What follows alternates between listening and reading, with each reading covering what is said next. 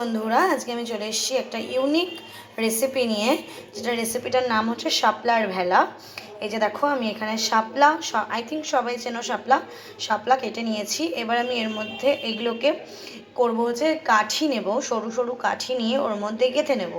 ঠিক আছে, ওটা আমি গেঁথে নিয়ে এসে তোমাদের দেখাচ্ছি কিভাবে কি গাঁথতে হবে।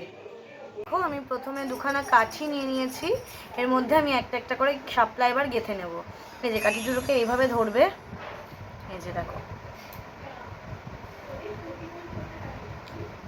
এই সেম ভাবে, এই এবার হয়ে গেল একটা গাঁথা। এবার এরমভাবে প্রতিটা গাঁথা থাকবে।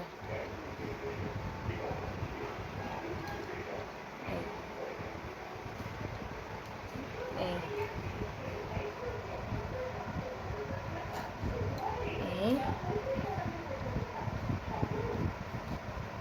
এই এই এই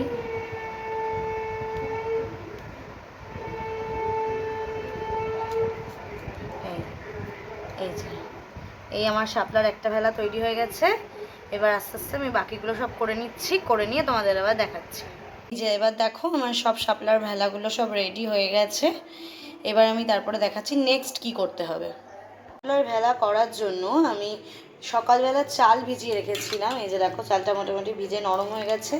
এবার আমি মিক্সিতে এই চালটা ভালো করে বেটে নেব।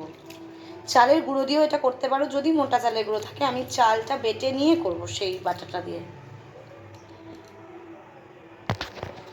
চালগুলো মিক্সি জারে নিয়ে নিয়েছি। এবার আমি এর মধ্যে কতগুলো কাঁচা লঙ্কা দিয়ে দিয়েছি।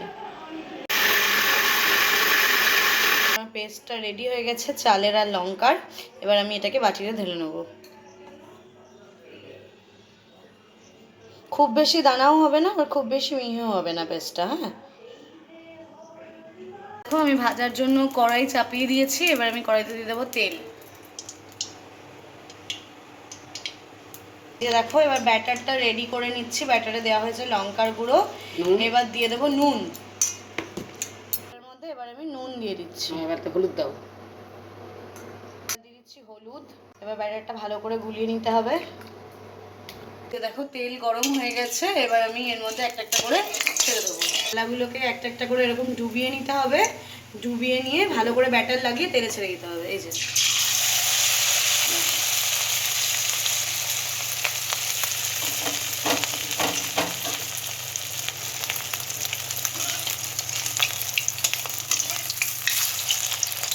দেখতে পাচ্ছ, উপরে একটা ক্রিস্পি লেয়ার পড়ছে।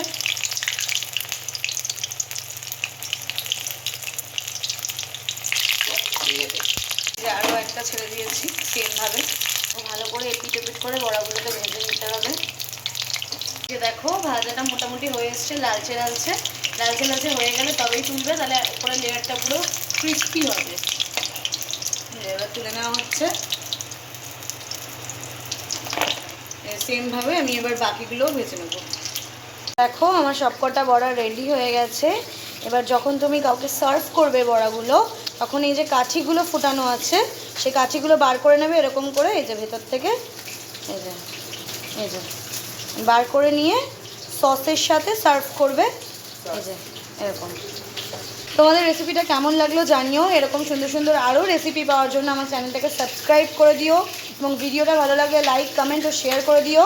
তো চলো, দেখা হচ্ছে নেক্সট কোনো ব্লগে।